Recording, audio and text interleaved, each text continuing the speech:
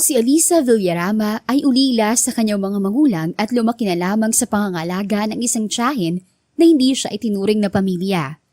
Sa murang edad, natutunan niyang magsumikap sa buhay. Kaya nang alokin siyang maging kasambahay sa Montenegro Mansion, tinanggap niya ito ng walang pag-aalinlangan. Kilala siya sa bahay bilang masipag, mahinhin at may kakaibang talento sa pagkanta. Isang bagay na hindi niya ipinagmamalaki, ngunit madalas niyang ginagawa sa kusina habang nagluluto. "Hindi pwedeng ganito. Kailangan nating ayusin to," wika ng wedding coordinator. Palabas si Alisa mula sa kusina nang marinig niya ang hysterical na tinig nito. Nang mapansin itong nakatayo siya sa isang sulok, ay dinuro siya. "Ikaw, alam kong may magandang boses ka. Kaya pwede bang kumanta ka muna habang naghihintay tayong mahanap ang bride?" Nabigla si Alisa. Hindi siya handa sa ganong sitwasyon. Ngunit nang makita niyang naghihintay ang daang-daang bisita, hindi niya rin magawang tumanggi. Nagsimula siyang kumanta habang nanginginig ang kanyang mga tuhod. Wala siyang ibang maisip kundi ang paborito niyang kanta simula noong siya ay maliit pa lamang. Ito ang palaging kinakanta ng nanay niya kaya kabisado na rin niya ito. Ang kanta na yan. Napatda si Doña Belinda. Habang umaalingaw-ngaw ang tinig ni Alisa sa loob ng simbahan, tila bumalik naman sa nakaraan ng Donya. Napapikit siya at isang lumang alaala ang bumalik sa kanyang isipan. Isang lalaking matagal na niyang iniibig. Na minsang inawitan siya ng parehong kanta noong sila'y nagpaalam sa isa't isa. "Rodrigo," bulong niya sa sarili habang namumuo ang luha sa kanyang mga mata. Sa hindi maipaliwanag na dahilan, naramdaman niyang may koneksyon ng dalaga sa kanyang nakaraan. Hindi niya alam kung bakit, pero sa sandaling iyon, nagdesisyon siya. Hindi na kailangang hanapin ang tumakas na bride. Agad niyang ipinatawag ang kanyang mga tauhan at iniutos na bihisan ng pangkasal si Alisa. Ito ang papalit sa nawawalang bride ng kanyang apo. "Doña Belinda, baka magalit po si Sir Ethan." Nag-aalalang wika ni Alisa. "At saka, bakit naman po ako?" "Basta, sundin mo na lamang ang gusto ko, Alisa. At kung hindi, sesesantihin kita sa trabaho mo." Ani ng matanda. Napailing na lamang ang dalaga dahil hindi niya talaga lubos maisip kung anong pumasok sa kokote ni Doña Belinda at siya pa ang naisipang pumalit sa nawawalang bride ng hambog na amo niya. Ngunit sa huli, pumayag na rin siya dahil kung hindi, saan naman siya pupunta? Mahirap pa namang maghanap ng trabaho ngayon. Samantalang si Ethan naman ay galit na bumalik sa loob ng simbahan nang hindi niya matagpuan ang kanyang bride. Ngunit laking gulat niya nang makita niyang nakatayo si Alisa sa harap ng altar. Nakasuot ng isang marangyang wedding gown at inaamin niyang nabato-balani siya sa kagandahan nito. Ngunit hindi naman siya makapaniwalang isang maid lang ang papalit sa supposed to be bride niya na si Samantha Agustin. "Anong kalokohan to?" Tiing-bagang natanong niya. Ngunit bago pa siya muling makapagsalita, mariing sinabi ng kanyang lola, "Ipagpapatuloy natin ang kasal. Ngayon din." "Lola, napaka-imposible po ng gusto niyong mangyari." Ani Ethan. "Magpapakasal ka sa kanya. Yan ang utos ko." Mariing wika ng matandang matriarka. Wala siyang nagawa kundi sundin ang matriarka ng pamilya. Malaki ang respeto at pagmamahal niya kay Don Belinda. Dahil ito na ang nag-alaga sa kanya simula noong siya ay 10 taong gulang pa lamang. Maliit pa lamang siya nang namatay sa aksidente ang daddy niya. At nang mag-asawa ulit ang mommy niya, naiwan na siya sa pangangalaga ng kanyang lola. "Mommy, anong ibig sabihin nito?" Naguguluhang tanong ng nakakatandang kapatid ng ama ni Ethan na si Melba. "Huwag ka nang maraming tanong. At tayo kung mapahiya tayo sa mga bisita." Ani ng matanda. "Mommy, ano pong naisip niyo at sa katulong niyo pa ipapakasal ang anak ko?" Paangil na tanong ni Madam Ellen, ang mommy ni Ethan na nooy naroon din sa kasal ng lalaki. Ngunit sa pamilyang Montenegro, ang boses lamang ni Doña Belinda ang may kapangyarihan at siyang nasusunod. Isang titig lamang mula rito ay sapat na upang mapatahimik ang kahit na sino. Kaya walang nagawa ang lahat kundi ang sumunod sa kagustuhan ng lolo niya. Sa harap ng mga bisita at sa kabila ng kanyang pagkadismaya, tinanggap niya ang bagong bride. ang babaeng hinding-hindi niya inakalang kanyang mapapangasawa. Habang nagaganap ang seremonya, tahimik lamang si Alisa. Hindi makapaniwala sa nangyayari. Para siyang nasa isang panaginip o mas tamang sabihin, isang bangungot. Sa harap ng altar, katabi ang malamig at nakasimangot na si Ethan na alam niyang kailanman hindi magkakagusto sa kanya. Dahil sa labis na pag-iisip, hindi niya namalayang natapos na pala ang seremonya. Nang sabihin ng pare, "You may kiss now the bride." Isang mabilis at walang emosyon na halik sa pisngi ang ibinigay ni Ethan sa kanya. Sapat lang para masabing natapos na nga ang kasal. Nagpalakpakan ang mga bisita, pero alam ng lahat na kakaiba ang nangyaring kasalan. Ginanap ang selebrasyon sa luxury hotel at kahit asiwang-asiwa si Alisa, ayaw naman niyang suwayin ang gusto ni Doña Belinda. Ngunit nang dumako ang paningin niya kay Ethan, nakakunot noo lamang ito at nakasimangot na animoy natalo sa sweepstakes. Makaraan ng ilang oras, natapos na rin ang selebrasyon at nagsiuwian na ang lahat ng mga bisita nila. Nang makauwi na sila sa Montenegro Mansion, "Tandaan mo, hindi kita ginusto. Wala kang aasahang pagmamahal mula sa akin."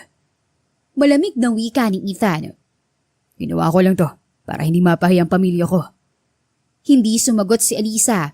Alam naman niyang wala siyang magagawa. Isa lang siyang maid na napilitang maging asawa ng isang mayaman at makapangyarihang CEO. Pero kahit wala siyang karapatan, nasasaktan pa rin siya sa paraan ng pagsasalita nito. Kahit masakit, kailangan niyang tanggapin ang kapalarang ito. Ngunit sa kabila ng kanyang panlabas na katahimikan, may kirot sa kanyang dibdib. Matagal na niyang gusto si Ethan, kahit pa nga arogante at hambog ito. At ngayon, kahit magkasama sila ng lalaki sa iisang silid, tila may isang malaking pader ang nakapagitan sa kanilang dalawa. "Pinapaalala ko lang sa iyo ang tunay na estado mo sa pamamahay na to, Alisa. Sa papel lang tayo kasal." Malamig na wika ni Ethan. "Magkasama lang tayo sa iisang kwarto dahil itong kagustuhan ni Lola." Wala kang aasahang pagmamahal mula sa akin. Paulit-ulit na tumatatak sa isip niya ang mga salitang iyon. Ngunit sa halip na manghina, ipinangako niya sa kanyang sarili na hindi siya magmamakaawa kay Ethan. Kung gusto nitong tratuhin siya bilang isang estranghero, gagawin din niya yon. "Kung ganun pala, bakit ka naguhubo?" Nginig ang labi na tanong ni Alisa. Natigilan si Ethan. Nasanay siyang maghubad na lang basta makauwi at nasa silid. Nalimutan niyang naroon ang misis. "Sanay ka na. Hindi ko babaguhin ang ugali ko para lamang sa'yo." Napasinghap si Alisa. Ang laki ng size. Sir, kaya ko ba yan?" "Ha?" Kumunot ang noo ni Ethan. Sinundan ang pinagmamasdan ng babae. Ang kaibigan niya pala ang tinutukoy nito. Animo yung sundalo sa giting. "Sir, hindi ang kasya sa akin. Over ang size." Hindi man gusto ay pagak na natawa si Ethan. Tinakpan ng tuwalya ang nasa pagitan ng hita niya. "Patulog ka na lang, Alisa. Kalimutan mo nang nakita mo." Napasimangot si Alisa nang tumalikod ang asawa. "Paano ko magagawang makalimutan yun eh? Hindi naman biro makakita nun. First time ko rin na makita yun oh." Problemadong napaigik na lang ang mukha niya sa unan. Kinabukasan, nagulat siya nang makita ang lalaki na nasa hapagkainan at nakaupo na roon. Hawak ang tasa ng kape. Ngunit sa halip na bumati, tiningnan lang siya nito ng malamig. "Kahit pinili ka maging Montenegro ng lola ko, hindi ibig sabihin nun na parte ka na ng buhay ko." Anito, hindi man lang nag-angat ng tingin. "Mananatili kang kasambahay rito. At sir pa rin ang tatawag mo sa akin. Maliwanag." "Wag po kayo mag-alala, sir. Wala naman akong balak na magbuhay prinsesa. Kung hindi nga lang ako natakot na sisantahin ng lola nyo, hindi talaga ako magpapakasal sa inyo." Mahina ngunit mariin niyang wika. Doon lang nag-angat ng tingin si Ethan. Hindi nito inaasahan ang casual at walang emosyon niyang tugon. Nagdaan pa ang maraming mga araw.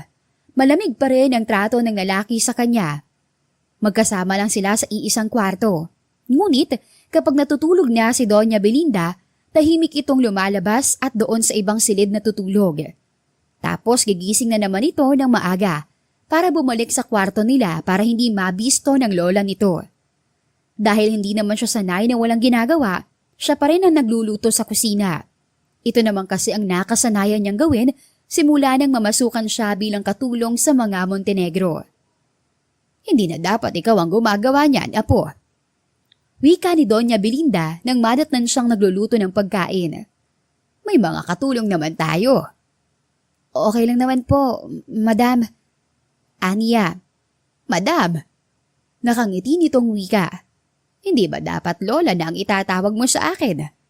Sige po. Maiksi niyang tugon. Kinabukasan, pagkagising niya sa umaga, agad siyang naligo. Pagkatapos, nagtungo sa kusina para maghanda ng almusal. Makaraan ng isang oras. Iha, bakit ikaw pa rin na nagluluto dito? Hindi ba sabi ko, may iba nang gagawa niyan? Wika ni Doña Belinda nang madatnan na naman siya nito sa kusina. Okay lang po yun, madam. Sanay naman kasi ako sa mga gabaing bahay eh. Ani Alisa at bahagyang nakangiti. Oh, madam na naman. Ani ng matanda habang seryosong tumingin sa kanya. Hanggang ngayon pa ba, hindi ka pa rin nasasanay na tawagin akong lola? Mag-asawa na kayo ni Ethan. Anito at bahagyang tinampal ang braso niya. Yun naman ang paglabas ni Ethan sa kwarto. Bihis na bihis ito sa isang mamahaling itim na suit. Mukhang handa nang pumasok sa opisina. Lumapit ito sa pagkainan at agad namang sinalubong ng tanong ni Doña Belinda. O Ethan, bakit mo naman pinapagluto tong asawa mo?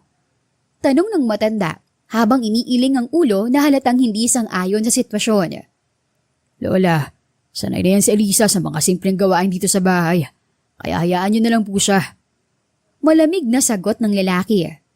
Marami tayong mga katulong dito. Kaya hindi na kailangang siya pa ang maglilinis at magluluto.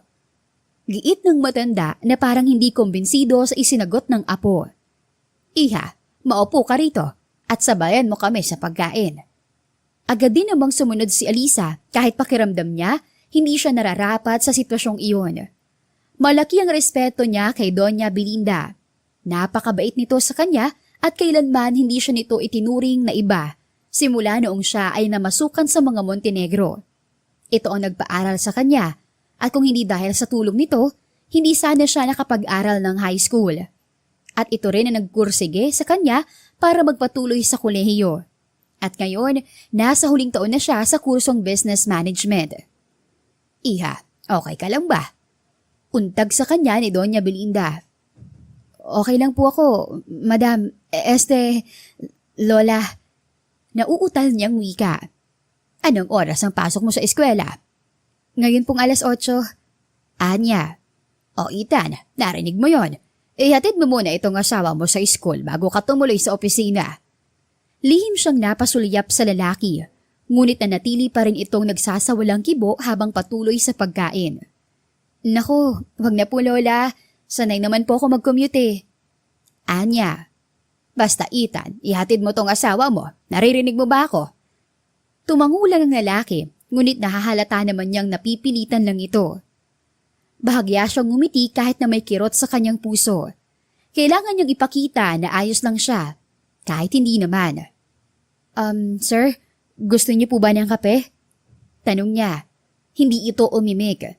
Patuloy lang ito sa pagsubo ng pagkain. Akmang tatayo na siya para magtimpla ng kape nang pigilin siya ng lalaki. Huwag ka na mag-abala. Hindi ako iinom ng kape. Anito na nakasimangot pa rin.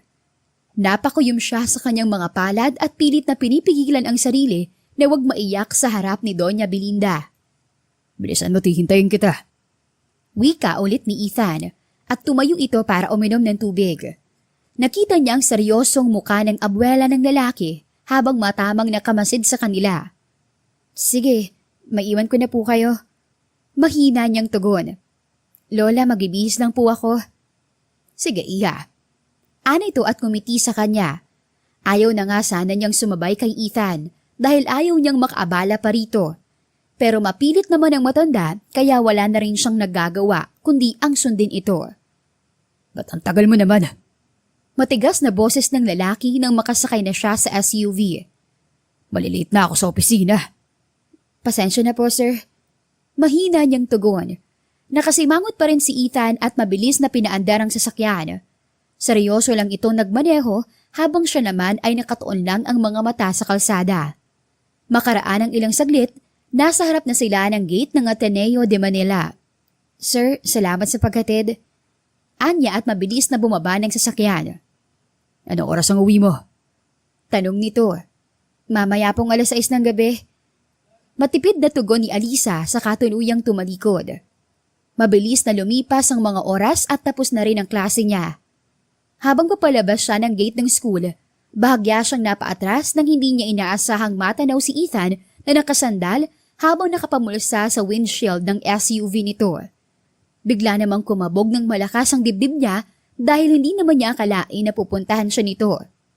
Sir, good evening. Bati niya nang makalapit na siya sa kinaroroonan ng mister.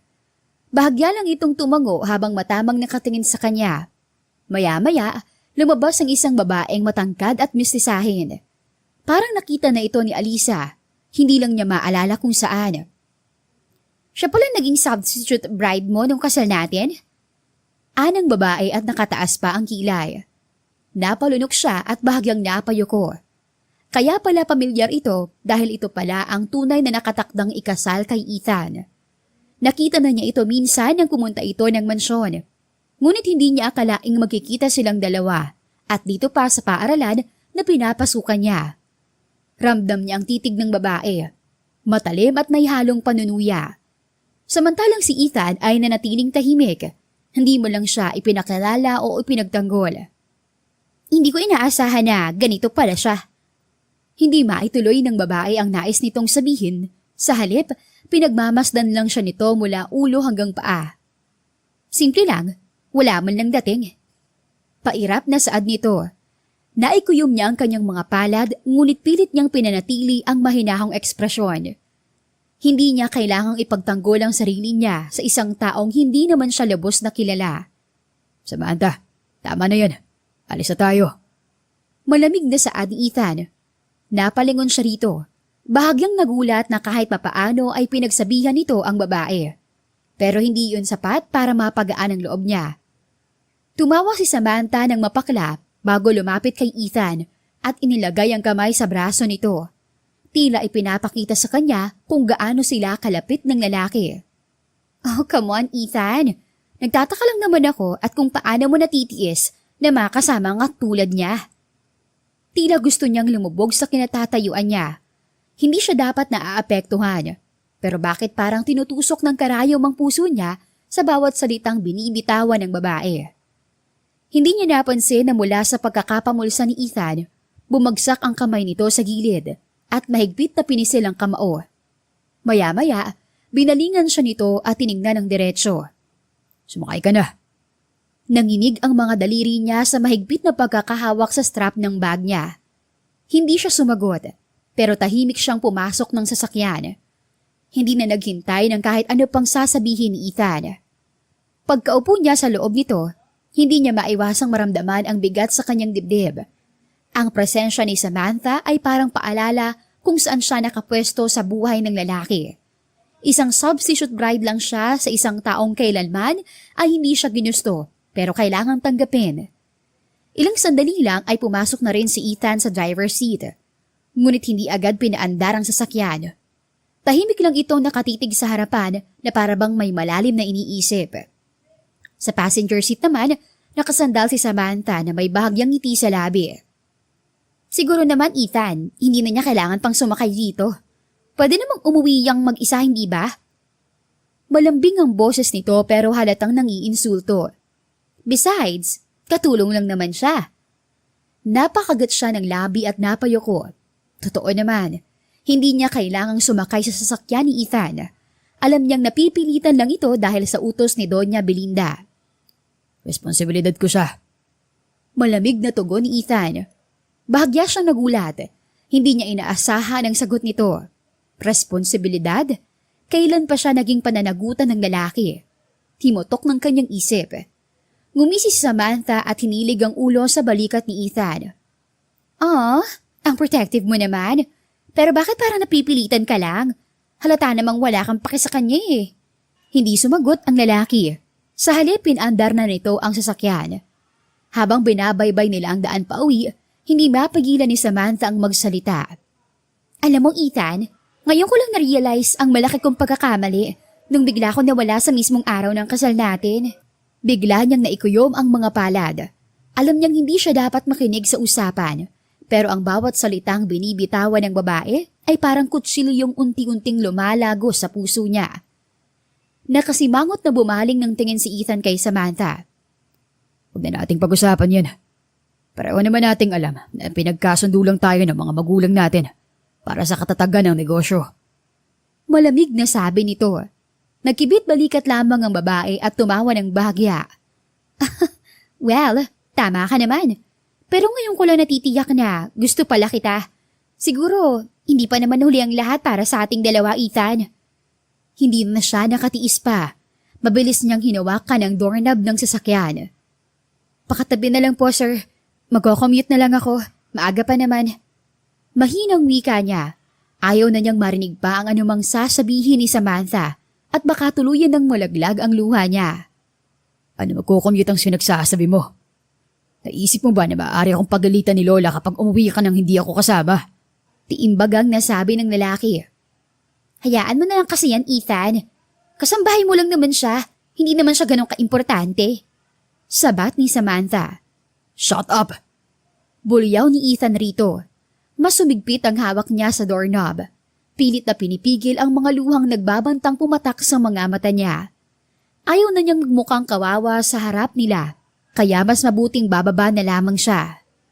Huwag mong subukang bababa, Alisa. At hindi mo magugustuhan ang gagawin ko sa'yo. Galit na wika ng lalaki. Kung ayaw mong pababain yung maid mo na yan, pues ako na lamang ang bababa. Naiinis na pahayag ni Samantha. Akala niya pipigilan ito ni Ethan, pero nagulat naman siya nang itinabi nito ang SUV at binuksan ang pintuan ng passenger seat. Pairap na tumingin si Samantha kay Ethan.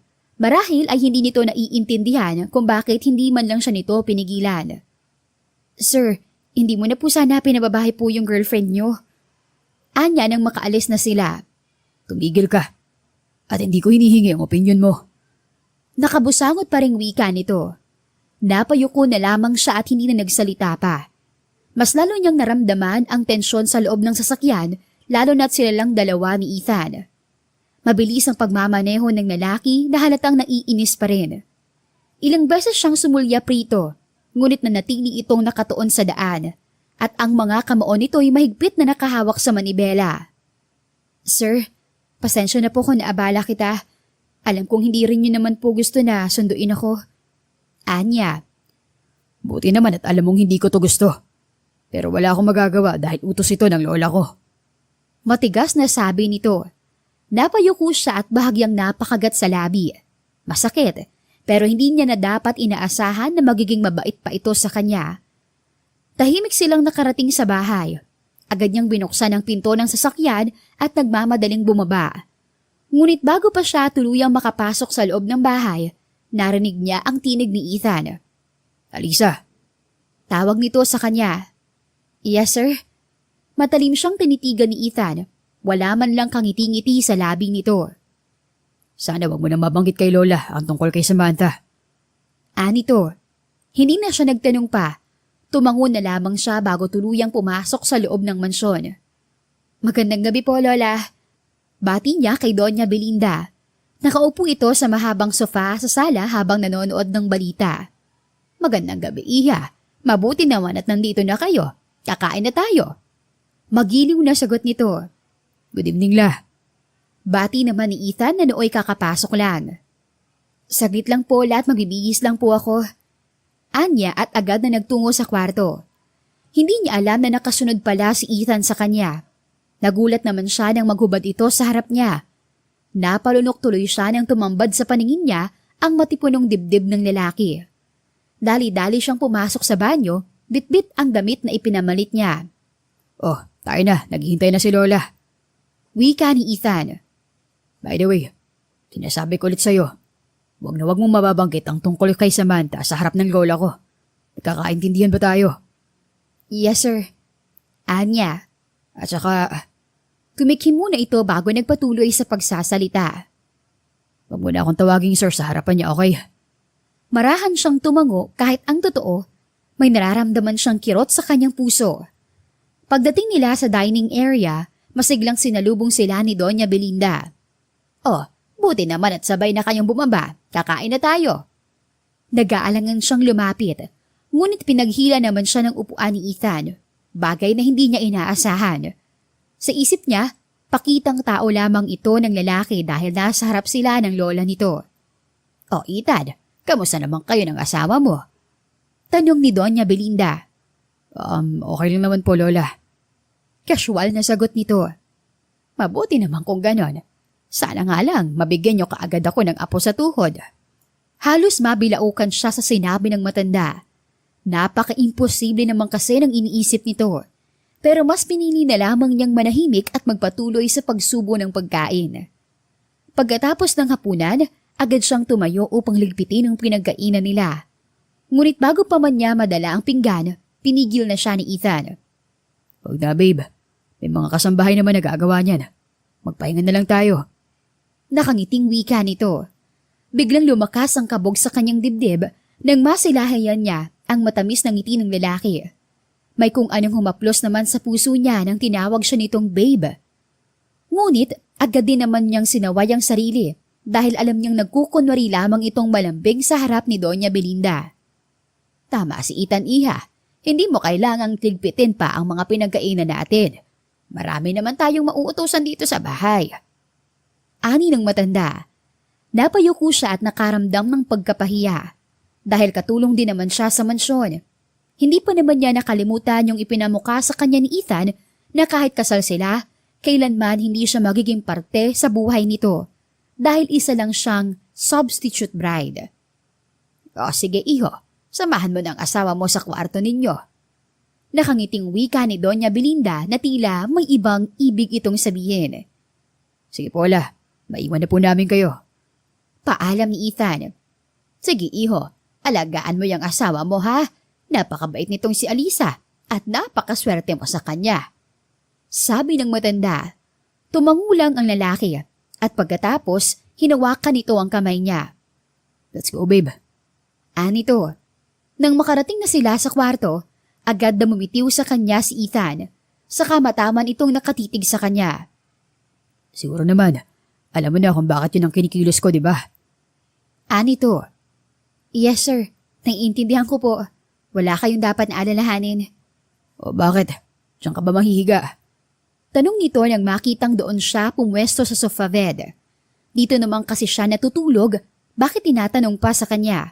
Protesta ng kanyang isip. "Sanay naman po ako rito, sir." Anya. "Hindi. Dito ka mahiga sa kama. At dyan ako sa sofa bed. Tutal, maya-maya, lilipat din naman ako sa ibang kwarto." Anito. "Okay lang, sir. Mas komportable naman po ako rito." Anya at tuluyan ng ipinikit ang mga mata. Makalipas ang ilang minuto, nakita ni Ethan na mahimbing nang natutulog si Alisa. Samantalang siya naman ay ayaw dalawin ng antok.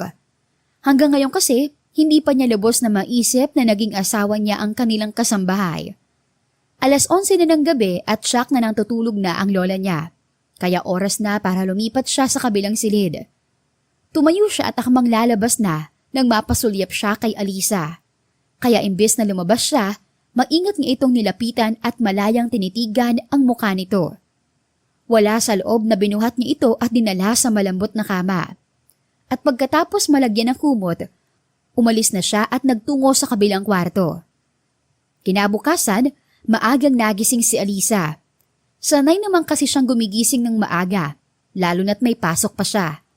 Ngunit nagtaka naman siya nang mapansing nakahiga siya sa kama. "Oh, gising ka na pala." Ani Ethan nang pumasok ito. Madaling araw kasi itong bumabalik sa kwarto nila para hindi maghinala si Doña Belinda na sa ibang silid pala ito natutulog. Sir, bakit ako narito sa kama?" Anya. "Inilipat kita para mas maging komportable ang tulog mo." Casual na tugon nito. Hindi na lamang siya umimik pa at baka bigla na naman itong magalit sa kanya. "Oo nga pala, anong oras ang pasok mo?" 7:00 po, sir." "Sige, ihatid kita." Malamig nitong sabi. Inutusan pa rin ba ito ni Doña Belinda kaya siya inalok nito? Tanong ng kanyang isip. Sir, okay lang naman po. Baka makaabala po ko sa inyo. Anya. Napatingin sa kanya ang lalaki at bahagya pang nakakunot noo. Basta, iatid kita. Anito saka kumuha ng tuwalya at nagtungo sa banyo. Makaraan ng 2 oras, sakay ng itim na SUV, binaybay nila ang daan papunta sa universidad na pinapasukan niya. Tahimik lamang siya sa kanyang kinauupuan.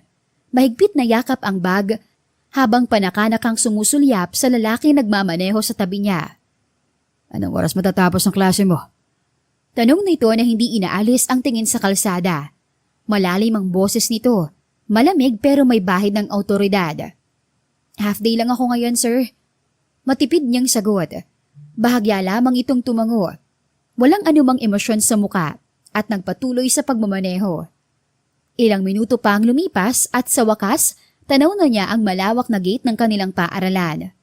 Ang dami ng estudyante naglalakad sa sidewalk. Ang iba'y abala sa pakikipag-usap sa kanilang mga kaibigan habang ang iilan ay abala sa kani-kanilang cellphone. Nang humintong sasakyan sa tapat ng gate, agad niyang dinampot ang kanyang bag at mahina ngunit magalang na nagpaalam. Dito na lang po ako, sir. Maraming salamat sa paghatid. Hindi sumagot si Ethan. Bahagyang tango lamang ang ibinigay nito bago niya isinara ang pinto ng sasakyan. Huminga siya ng malalim. Inihanda ang sarili para sa panibagong araw sa loob ng universidad. Ngunit hindi pa man siya nakakalakad ng ilang hakbang, isang pamilyar na boses ang puno ng panguuyam ang bumungad sa kanya. Well. Sinong mayamang sugar daddy ang naghatid sa'yo ngayon? Napakapit siya sa strap ng bag niya nang makita si Bianca, ang leader ng mga bully sa klase nila. Nakangisi habang nakapamaywang. Kasama nito ang 2 alipores na barehong nakahalagpos at nakataas ang kilay. Isang mabigat na pakiramdam ang bumalot sa kanyang dibdib. Ngunit pinili niyang manatiling kalmado. Hindi niya hayaan na sirain ng mga ito ang araw niya. Bakit? Naiinggit ka ba? Malamig niyang tugon, sabay irap bago tumalikod para maglakad papasok ng gate. Ngunit bago pa siya makalayo, mabilis na hinablot ni Bianca ang braso niya. Napahinto siya nang maramdaman ang malakas na paghila sa kanyang braso. Bianca, bitawan mo ko. Mahina ngunit mariing niyang wika. Ngunit hindi naman natitinag ang babae. Sa halip, ngumiti lang ito ng nakakaloko habang ang mga alipores naman nito ay tuwang-tuwa sa kanilang pinaggagawa. Huwag mo akong tatalikuran kapag kinakausap pa kita. Singhal ni Bianca at mas lalo pang hinigpitan ang paghawak nito sa braso niya. Sinikap niyang kumawala, ngunit wala naman siyang laban lalo na't pinagtutulungan pa siya ng mga kasamahan nito. Ano bang problema mo sa akin, Bianca? Diretsyong tanong niya, sinisikap na patatagin ang boses niya. Wala naman akong ginagawang masama sa inyo Ikaw ang problema ko. Mariing sagot ni Bianca. Isang hamak na scholar lang ang nagbibida-bidahan sa klase at inago pang pwesto ko bilang number 1 sa dean's list. At ngayon, nagpapahatid pa sa isang mayamang lalaki para magmukhang sosyal? Ang kapal din naman ng mukha mo, no? Dagdag na sabi nito. Narinig niya ang ilang estudyanteng nagbubulungan sa paligid. Alam niyang nakatingin na sa kanila ang ibang mga kaklase nila, ngunit wala siyang balak magpatalo. Una sa lahat, hindi ko kasalanan na mahirap ako. At pangalawa, wala kang pakialam kung sinong kasama ko.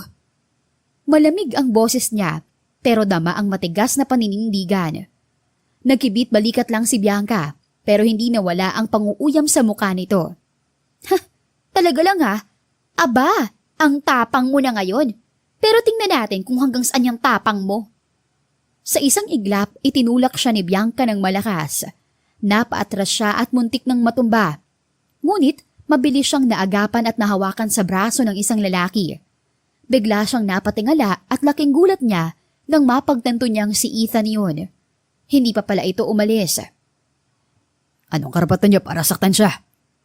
Matigas na wika nito. Ethan? Biglang sambit ni Bianca. Paano ka naman napunta rito? Hindi niya akalain na kilala pala ni Bianca si Ethan. Sa bagay naman, sino bang hindi makakakilala sa mga Montenegro? Sabi ng kanyang isip. Hinatid ko si Alisa. Matipid na tugon ng lalaki.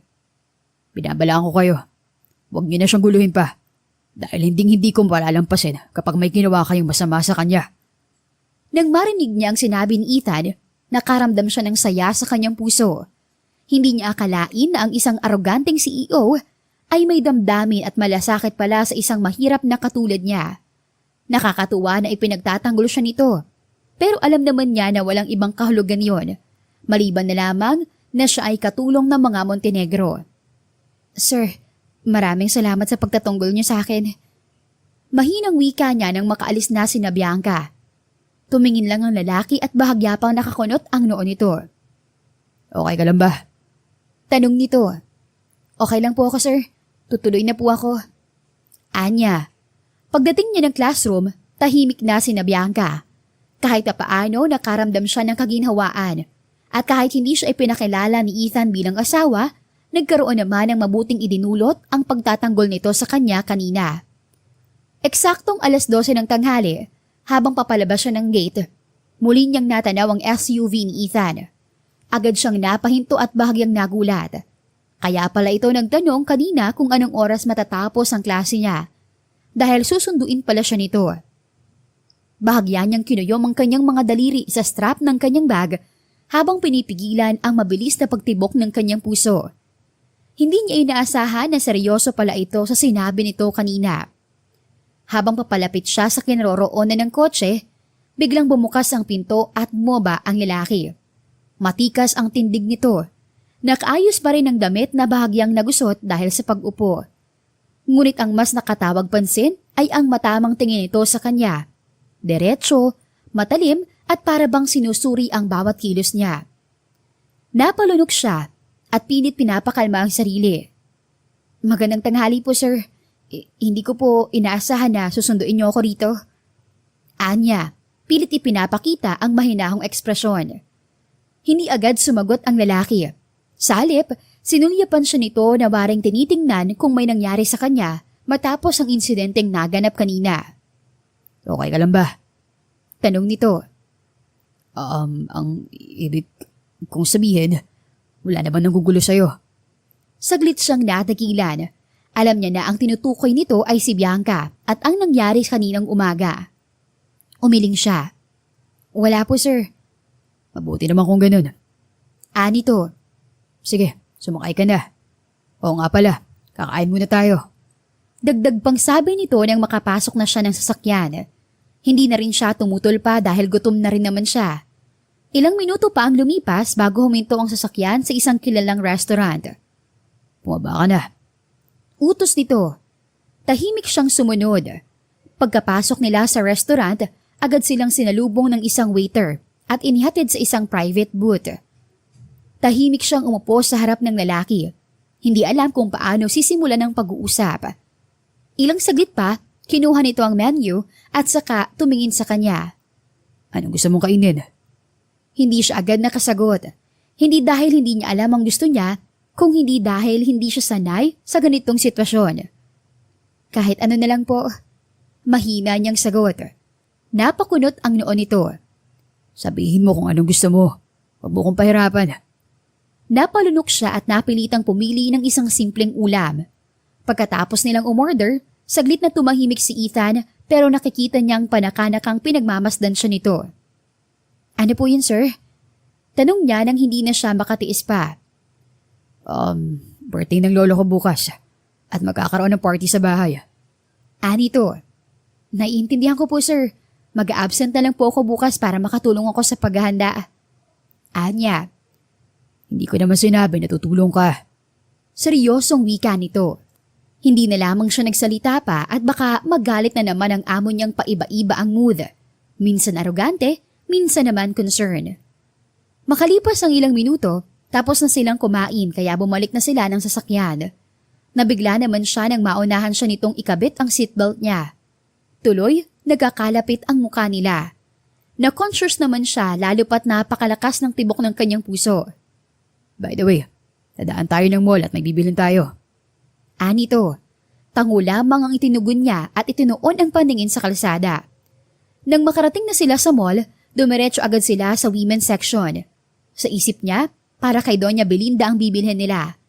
Marahil isang mamahaling scarf o bag na babagay sa marangyang imahe ng matanda. Ngunit nagulat siya nang mapansin na hindi para rito ang mga pinipili ni Ethan. Sa halip, puro gamit niya ang kinuha nito.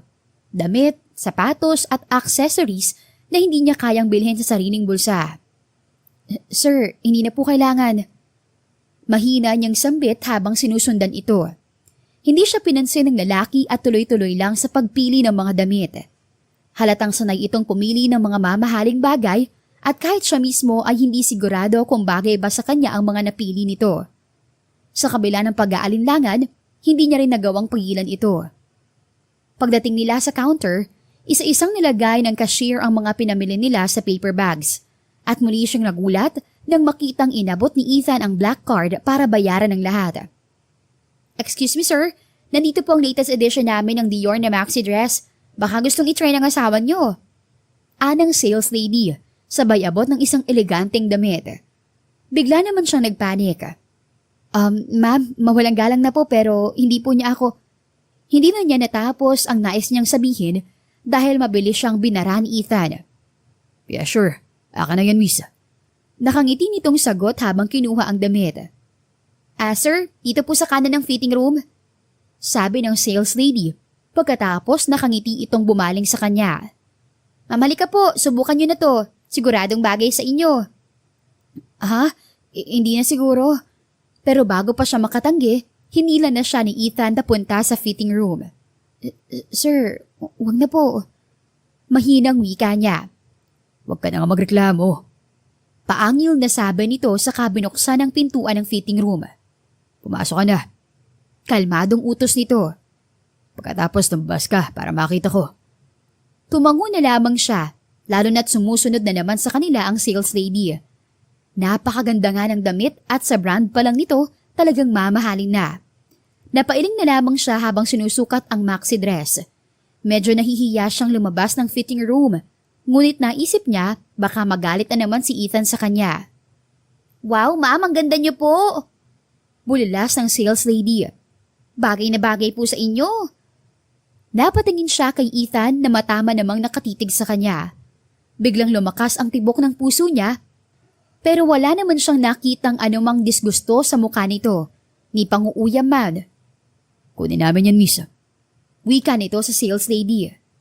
Pero napatigil siya nang muli siyang tiningnan ng lalaki na parang nais nitong sabihin na wala siyang karapatang magreklamo.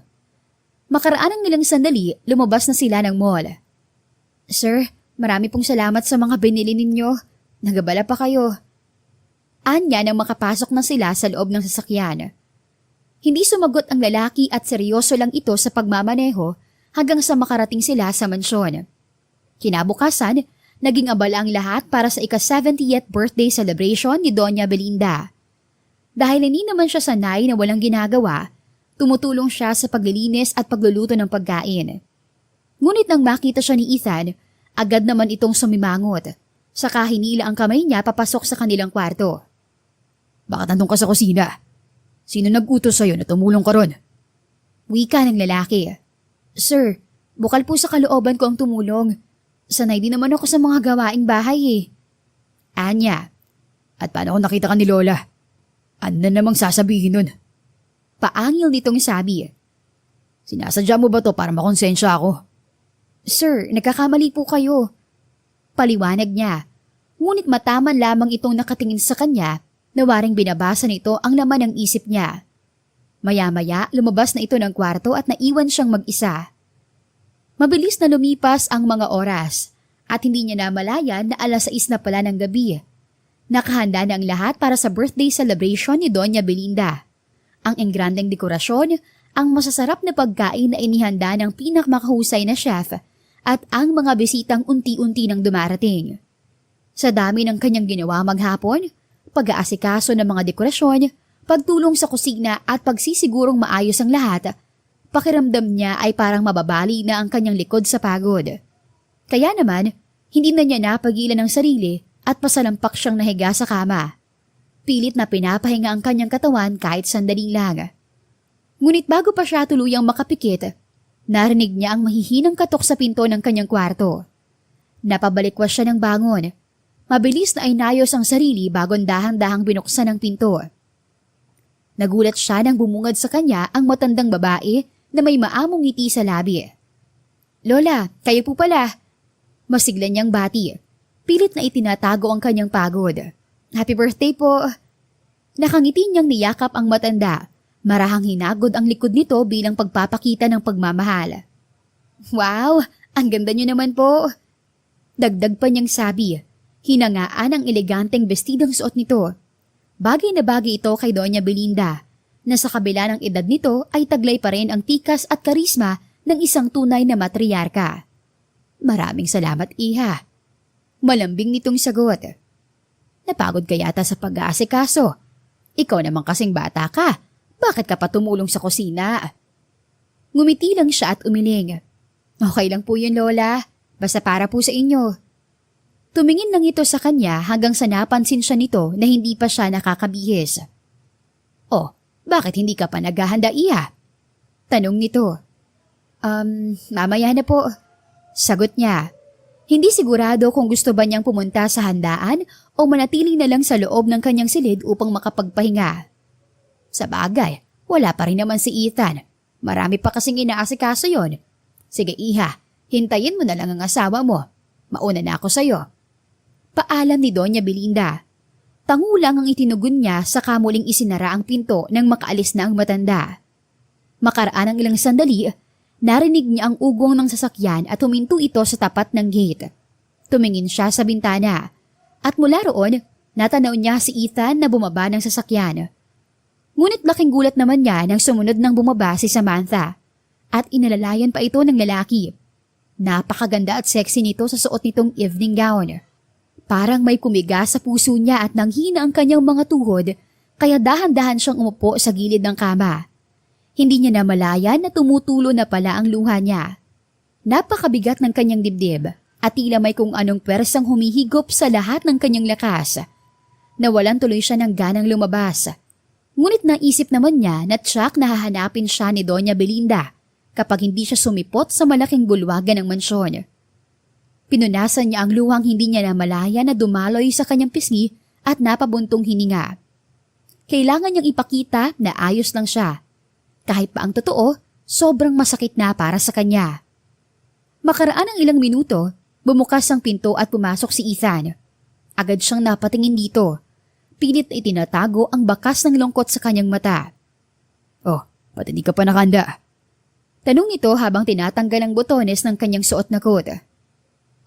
Sir, magbibihis na sana ako kaso bigla po kayong pumasok."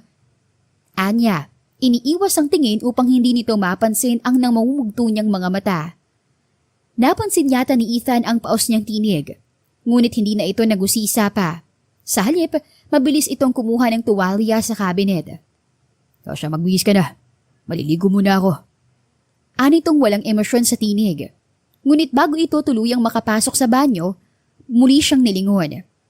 "Oo nga pala, yung maxi dress na binili natin kahapon ang suotin mo." Tangulang ang naisagot niya. Wala na siyang lakas para umalma o magtanong pa. Tumayo siya at tinungo ang drawer para kunin ang damit. Habang hinahawakan ng malambot na tela ng blush pink na maxi dress, saglit siyang napapikit. Sa ibang pagkakataon, marahil ay matutuwa siya sa kasuotan niyang ito. Pero ngayon, parang wala itong saysay. Patapos niyang maisuot ang damit, lumapit siya sa salamin. Sinubukan niyang pagandahin ang sarili. Naglagay siya ng kaunting makeup at lipstick na bumagay sa kanyang kasuotan. Ngunit kahit anong gawin niya, hindi niya matakasan ng lungkot na bumabakas sa kanyang mga mata. Maya-maya, bumukas ang pinto ng banyo at lumabas si Ethan na nakatapis lang ng tuwalya. Napalunok naman siya nang dumako ang paningin niya sa matipunong dibdib nito. Matigas ang bawat linya ng muscles nito at ang patak ng tubig mula sa basang buhok nito ay dahang-dahang dumadaloy baba sa kanyang matipuno at makisig na katawan. Agad niyang iniwas ang tingin, pilit pinapakalma ang mabilis na tibok ng kanyang puso. "You look so beautiful." Wika nito, habang nakatitig sa kanya na para bang sinusuri ang bawat detalye ng kanyang itsura. "Salamat, sir." Matipid niyang sagot. Pilit na pinapanatili ang malamig na tono ng kanyang boses. Ipinako niya ang tingin sa sahig, hindi makuhang tumingin sa lalaki. Sir, sa labas ko na lang kayo hihintayin. Anya, natangkang umiwas sa tensyon na bumabalot sa kanila. Ngunit bahagyang kumunot ang noo ni Ethan. No, diyan ka lang at sabay tayong lalabas. Matigas nitong tugon bago ito humakbang patungo sa malaking dress cabinet at kumuha ng maisusuot. Kinuha nito ang isang dark blue suit at mabilis na sinuot ang slacks bago lumingon muli sa kanya. Ayos lang ba kung itong isusuot ko? Tanong nito habang hawak ang coat. Okay lang naman sir. Sagot niya. Pilit na pinapanatili ang kalmado niyang boses kahit na parang pinaglalaroan siya ng kanyang sariling damdamin. Tumango ito, saka isinuot ang coat. Ngunit nang mahawakan nito ang necktie, tila napaisip ito at muling lumingon sa kanya. Aliza, tulungan mo nga akong ayusin tong necktie ko. Mahinahong sabi nito, ngunit ramdam niya ang bahagyang utos sa boses nito. Agad siyang tumayo, pilit itinatago ang kaba habang lumalapit sa lalaki. Nang humarap siya rito, ramdam niya ang init ng katawan nito at ang amoy ng paborito nitong perfume. Dahan-dahan niyang kinuha ang necktie mula sa kamay ni Ethan at isinabit sa leeg nito. Napalunok siya nang maramdaman ang init ng kanyang balat habang inaayos ang pagkakatali. Masyado silang malapit sa isa't isa. Napakalapit na halos marinig niya na ang mabagal ngunit malalim na paghinga ng lalaki. Nang sandaling tumingala siya upang tingnan ang kanyang ginagawa, sumalubong sa kanya ang matalim at napanuksong titig ni Ethan. Para bang sinusuri nito ang kanyang muka. Ang bawat galaw niya at tila may kung anong iniisip ito na hindi niya mabasa. Mabilis niyang ibinalik ang tingin sa necktie at tinapos ang pagtali rito. Ayan po sir. Anya, bahagyang lumayo upang makaiwas sa mainit nitong tingin. Salamat. Matipid na wika nito sa kaginagap ang kamay niya. Tayo na. Lumabas sila ng kwarto at sabay na bumaba sa bulwagan ng mansyon. Hi Ethan, akala ko nasan ka na. Bigla ka nilang kasing nawala eh. Ani Samantha na noon ay nakalapit na sa kanila. Yep, pinuntahan ko sa kwartong asawa ko.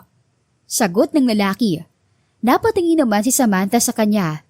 Ngunit agad din naman itong umiwas at lihim pang napairap. Nang dumako ang paningin niya kay Doña Belinda, nakita niyang ngumiti ito sa kanya na waring tuwang-tuwa na magkasama sila ng apo nito. Excuse me Samantha, pupuntahan lang namin si Lola.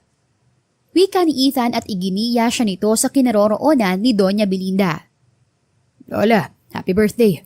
Narito ang gift namin sa'yo. Anito sabay abot ng maliit na box. Nagulat naman siya dahil hindi niya akalain na may inhinda palang regalo si Ethan para sa lola nito.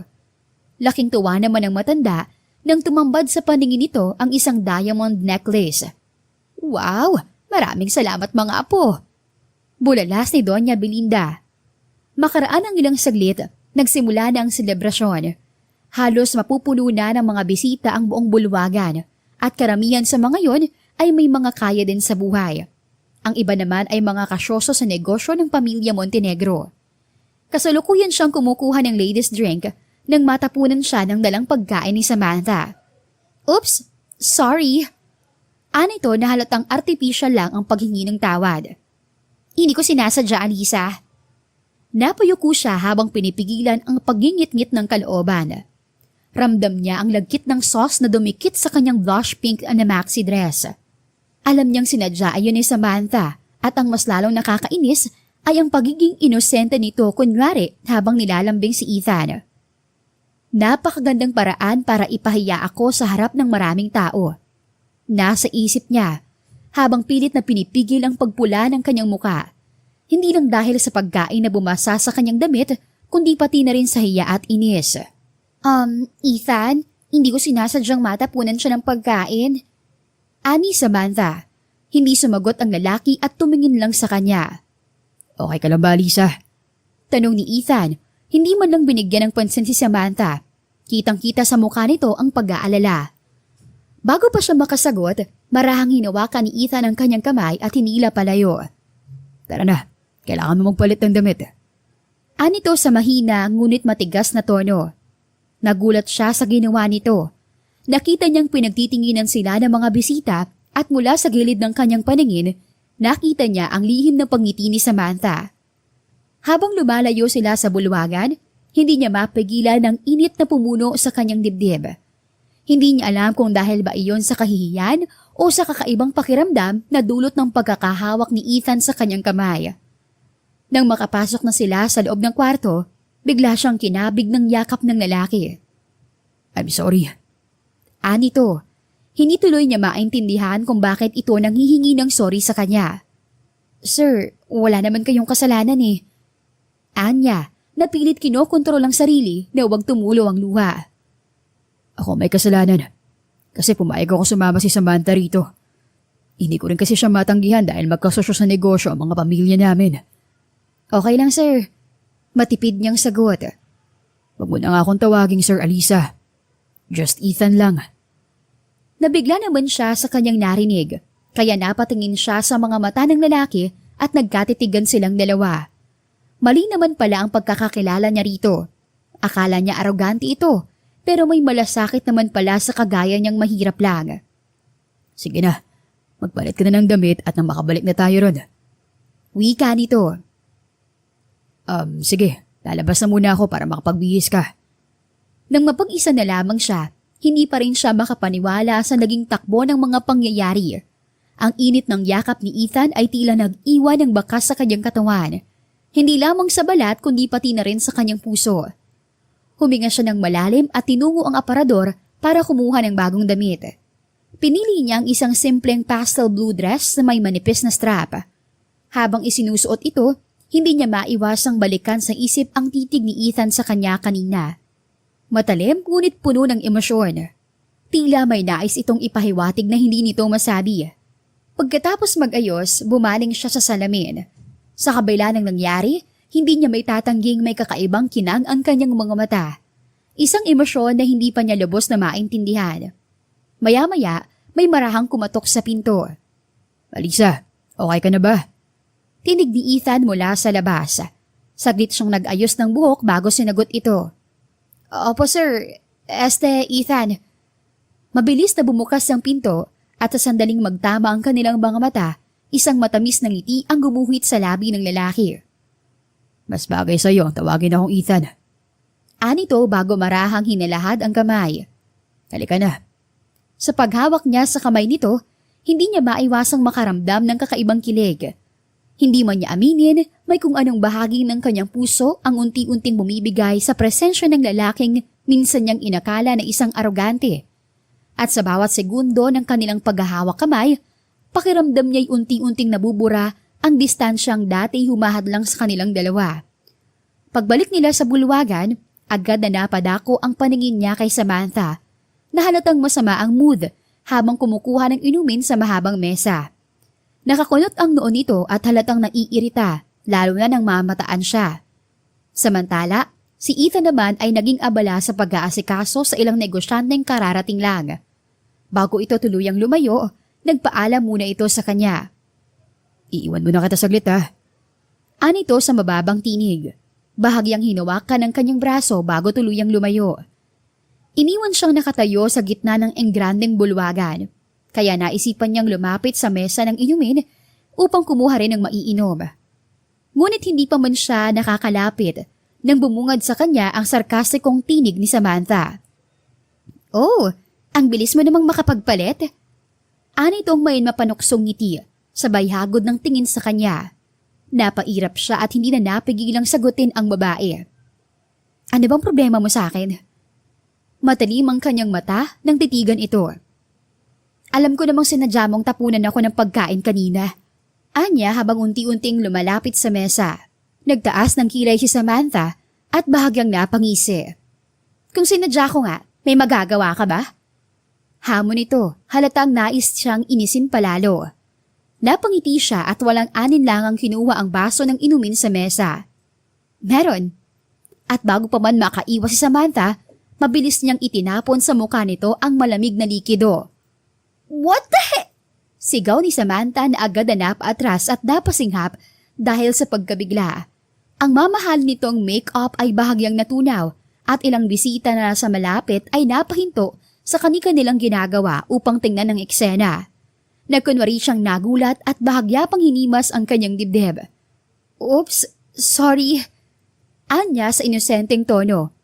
Pero may mapanuksong tingning sa kanyang mga mata. Nakita niyang dali-daling umalis ng bulwagan si Samantha, marahil ay upang linisin ang sarili. Napangiti siya ng bahagya.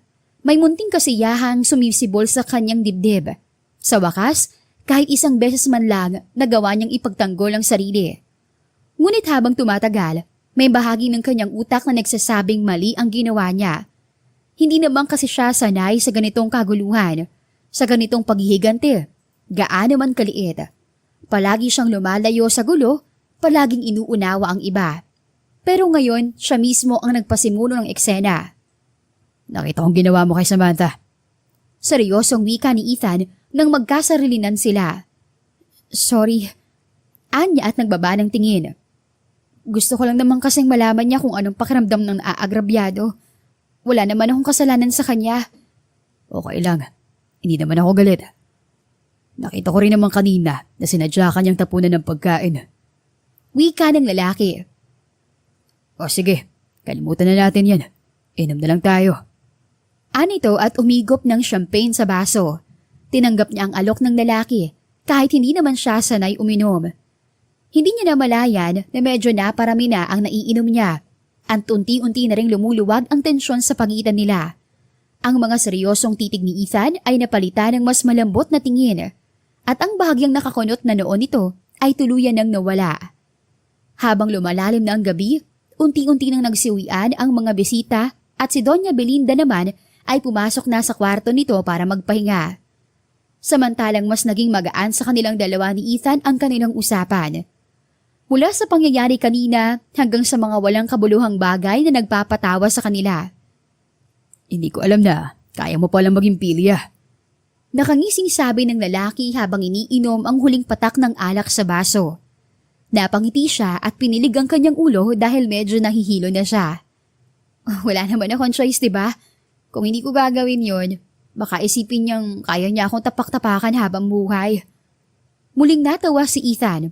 Pero maya-maya, tumahimik ito at tinitigan siya ng matagal. May kakaibang titig sa mga mata nito na parang kuryenteng dumadaloy sa buong niyang katawan. Alam mo, mas lalo kang gumaganda kapag nakangiti ka ng ganyan. Mahina pero diretsyang sabi ng lalaki. Napasinghap siya. Hindi niya alam kung paano tutugon. Hindi niya alam kung dalalang ba ng alak ang sinabi nito o talagang may katotohanan ito. Nagbaba siya ng tingin. Pilit na iniiwasan ang mga matang bumibihag sa kanya. Ethan, siguro tama na tong nainom natin. Medyo nahihilo na ako eh. Ngunit sa halip na sumagot, masuyong hinawakan ni Ethan ang kanyang kamay. Sige, magpahinga na tayo. Tumayo silang dalawa, ngunit dahil sa kalasingan, bahagya siyang natipalok. Agad siyang sinalo ni Ethan at sa hindi inaasahang pagkakataon, napalapit ang kanilang mga mukha sa isa't isa. Ramdam niya ang mainit itong hininga at sa loob ng ilang segundo, parang tumigil ang mundo niya. Kung hindi lang siya nalasing, hindi niya kailanman iisipin na posibleng mangyari ito. Ngunit narito siya ngayon, nasa bisig ng lalaking hindi niya inaasahang magiging ganito kalapit sa kanya. At bago pa niya mapigilan ang sarili, nagtagpo ang kanilang mga mata at parang may tahimik na tanong na naisagutin ng isa't isa. Hindi mo na yata kaya maglakad. Mahinang wika ni Ethan. Bubuhatin na kita. Hindi na niya nagawang tumutol pa dahil sa matinding sensasyon na lumukob sa kanyang pagkatao. Napapikit na lamang siya at isinubsob ang ulo sa dibdib ng lalaki habang kanlong siya sa mga bisig nito. Nang makapasok na sila sa loob ng kwarto, maingat na binaba siya ni Ethan.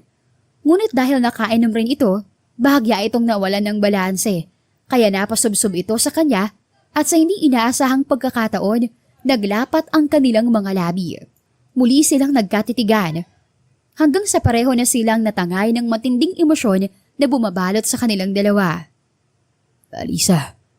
Sambit ng lalaki sa pangalan niya bago siya siniil ng mainit na halik.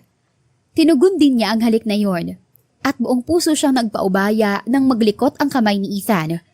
Hanggang sa tuluyan na niyang naisuko ang kanyang sarili sa lalaking matagal nang may puwang sa kanyang puso. Nang sumunod na mga araw, hindi niya inaakalang makatanggap ng tawag mula kay Samantha. May mahalaga tayong pag-uusapan tungkol sa tunay mong pagkatao.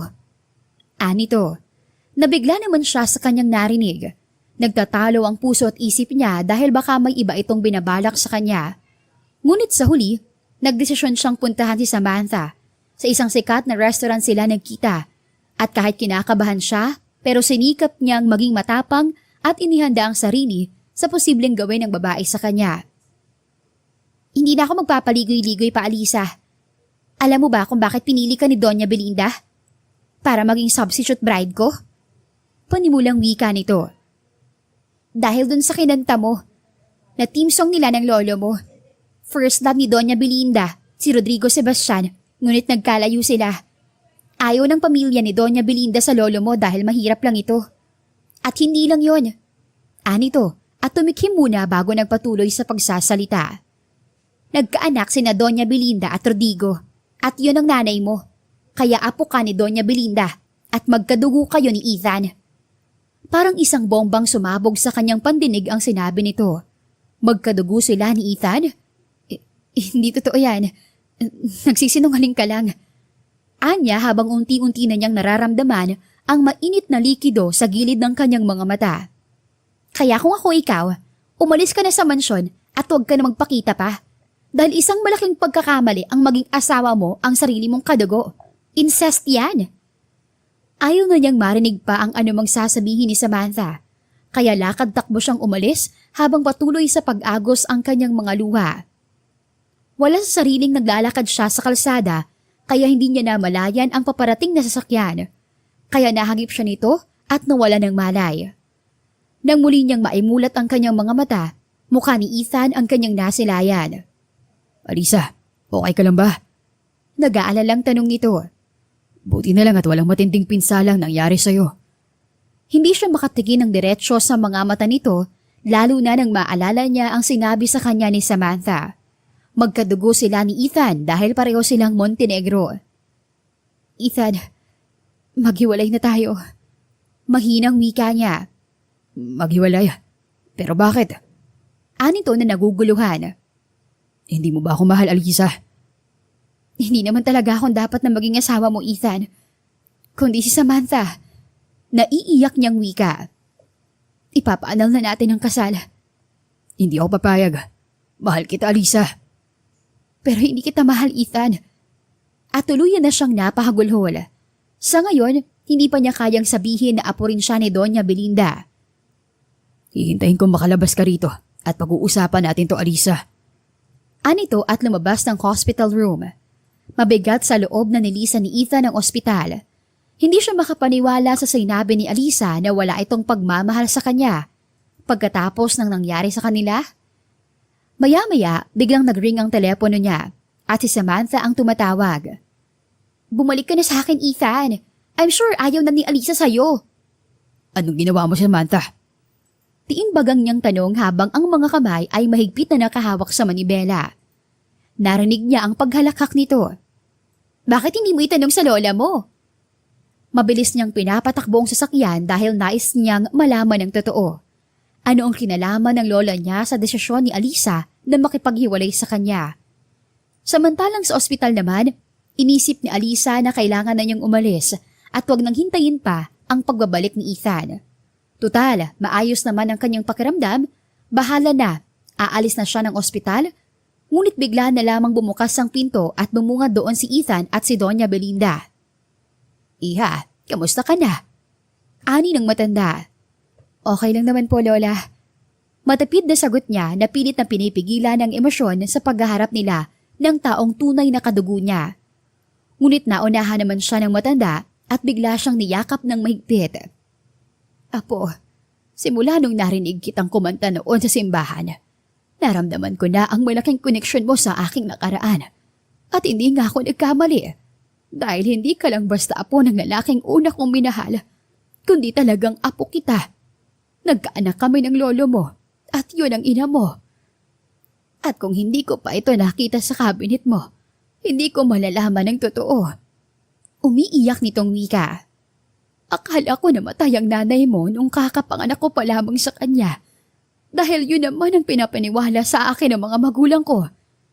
Nagulat naman siya sa hawak nitong kwintas. Ibinigay ito ng nanay niya sa kanya bago ito mamatay at ang sabi, itarawang daan upang malaman niya ang tunay niyang pagkatao. Ibinigay ko ang kwintas na ito noon sa lolo mo. Tingnan mo at may initial ng pangalan naming dalawa ang nakaukit dito. Napaisip naman siya sa sinabi nito. Akala niya sa mga magulang niya ito dahil Beatrice naman ang nanay niya at Rowel ang tatay niya. Yun pala ang tunay na may-ari ng kwintas ay ang lola at lolo niya.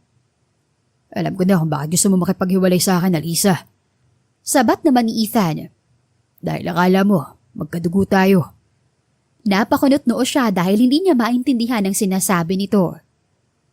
Alisa, ipinagtapat na sa akin ng lola ko dahil hindi ako tunay na anak ni Daddy, kundi anak ako ni Mommy sa ibang lalaki. Kaya hindi ako tunay na apo ni Lola.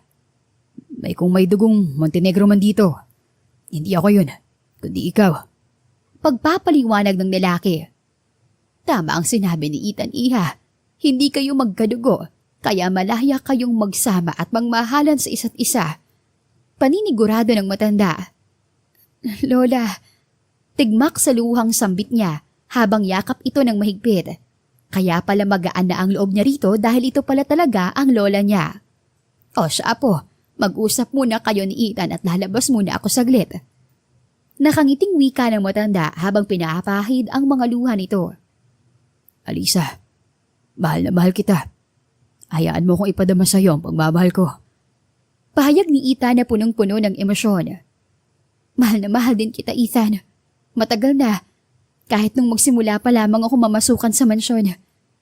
Nagkatitigan silang dalawa hanggang sa muli na naman silang natangay ng matinding sensasyon habang pinagsaluhan ang mainit na halik na nauwi na naman sa pag-iisa ng kanilang katawan sa ibabaw ng hospital bed. Sa gitna ng kanilang pag-iisa, bumulong si Ethan habang hinahaplos ang mukha niya. Pangako, mamahalin kita habang buhay. Pangako ko rin sa iyo, Ethan. Iyong-iyo ako magpakailanman. Tugon niya bago muling naglapat ang kanilang mga labi sa isang halik na may kasamang pangako ng isang masayang kinabukasan ng magkasama. Kahit anong pagsubok ang pagdaanan natin, may pag-asa pa rin sa dulo. Ang bawat katapusan ay maaaring maging simula ng isang bagong kwento. Isang kwento ng pagmamahal, pagtanggap, at kaligayahan. Wakas.